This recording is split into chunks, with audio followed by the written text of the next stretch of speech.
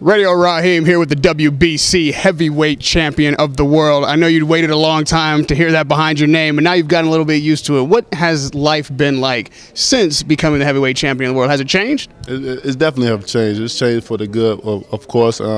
It's been busy. If I would title it, I would say busy, which that's what it's supposed to be.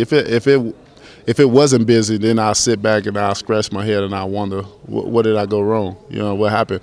But it's been busy. I've been traveling ever since I won that title. It's been like, 2 months now? And I've been on the road. I've been going different places. I've been booked for a lot of events and stuff like that. So it's been good, man. Phone steady ringing? Phone steady ringing. Numbers I don't even know. I'm telling you right now, don't call my phone. If I don't know your number, I'm not gonna answer it. So you waste your time, man. But it's been good though. It's been good. I'm a people's person, and a lot of people have noticed me. Now I'm not so much a basketball player, football player, LeBron James. You know, that's the heavyweight champ of the world. That's champ. You know, and it's been good though. You know, because I like to mingle with the fans and stuff like that everywhere I go.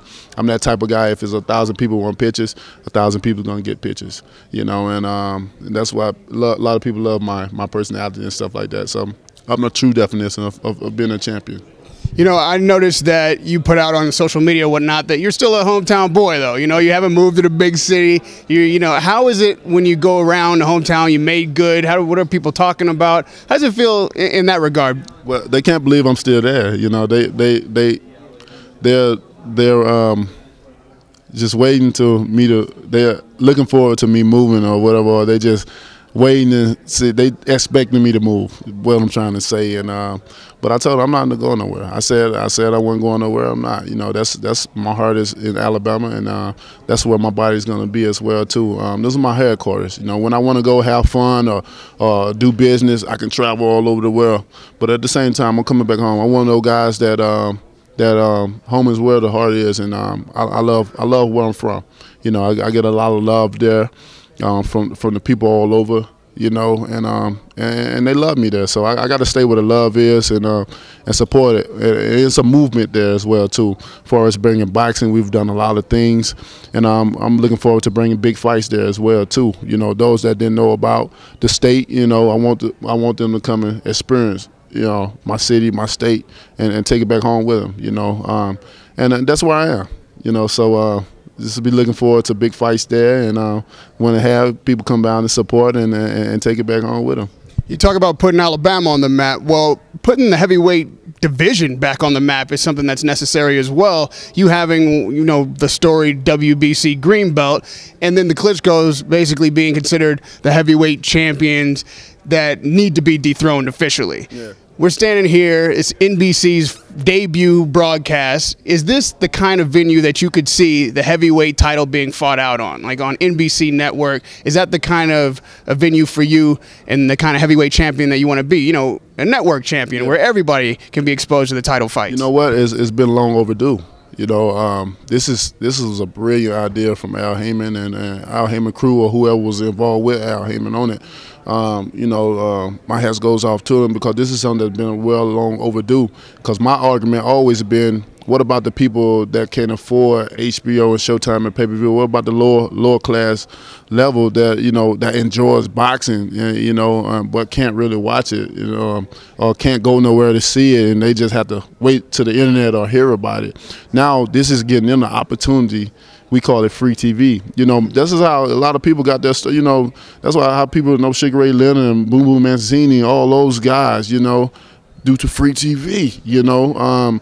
Even back in Muhammad Ali and them day, you know, even though they had 3 sports back in the day, it was boxing, maybe horse racing, and baseball, you know, but they had that free TV, you know, and that exposed, they got a lot of fighters out there, and that allowed people to recognize them when they come through. So now I'd rather fight over 170-something million than one. You know, I love to get my face out on that, and I'm looking forward to it. I'm looking forward to having my first fight, you know, on NBC or wherever other networks that's involved in it, and get this thing rolling. That's going to be huge for the fighters all over. It's going to be a big deal. You know, we're bringing it back like it used to be. Everybody always talking about how it used to be back in the, you know, now they get the opportunity to see it and witness it up and close and in person and in the comfort on their own home for free. You know, the fans are looking forward to your first title defense as well. Obviously, a unification bout is what you're eyeballing, but the road to that may be wrought with some different turns left and right. It looks like Tyson Fury, you know, jumped in front of you, has the mandatory title fight. What is your road to a unification bout, and what do you see as your next opponent most likely? Who do you see as your next opponent most likely being? Well, you know, I don't. We're not rushing nothing. You know, I never rush nothing. I let it come. I think all things happen in its timing and God's timing, and it comes on time. So I'm very patient. I am the WBC heavyweight champion of the world, so I ain't in a rush to do nothing. You know, it's a lot of guys that want to be where I am, so I'm sitting good right now. So if anybody, I don't blame any of the mandatory guys that want to jump. Or what's my mandatory, want to jump to him and try to fight him. Hey, if you feel like you can beat him and you want the opportunity, go grab it. You know, I probably do the same thing. You know, everybody wants to be a champion. If you don't want to be a champion in this sport, you're in it for the wrong reason.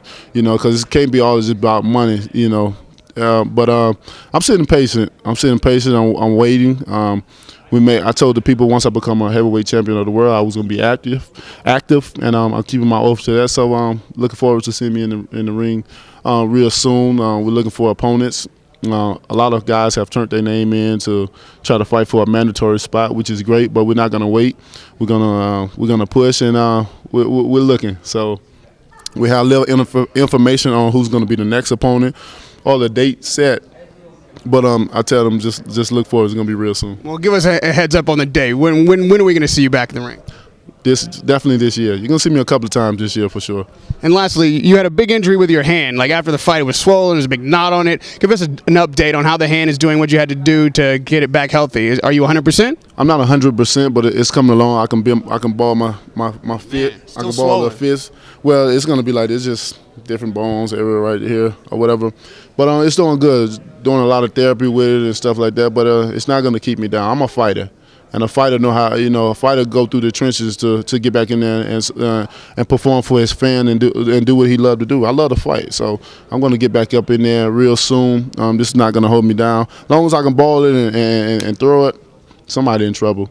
And lastly, people said you weren't ready for Bermain's Tavern. We saw how that went. Obviously, you're not going to get the Klitschko fight next, but are you ready for it? And if so, why? Whenever the time comes, I'm ready. You know, this is what we've been doing. That's why we've taken my career real slow. You know, for me to be able to soak all of it in. We didn't rush nothing. You know, a lot of people didn't want my career to go as slow as it did, but we did it for a reason. You know, I feel like I'm ready for whoever in the world, and I've been telling people for years I'm ready. I'm ready for whoever. I made my statement on January 17th when a lot of people didn't think I could box or go rounds or take a punch, and I display all of it, and I have fun and I became the heavyweight champion of the world. So now with the fight with Klitschko and unifying the belts, same thing. I'm patient. When the time is right, it's going to happen. That's a fight that's titled not if it's going to happen, but when it's going to happen. It's just a matter of time. So just letting all the other guys enjoy their reign of becoming champion and trying to get it. And I'm just going to sit back and do my thing and just wait. Thanks, champ. We really hope that thing heals up 100%. Yes, we will look forward to seeing you in the ring soon, hopefully the first half of this year. We won't have to wait too long. Yeah. The WBC heavyweight champion of the world, Deontay Wilder. Thank you, man. Thank you, brother.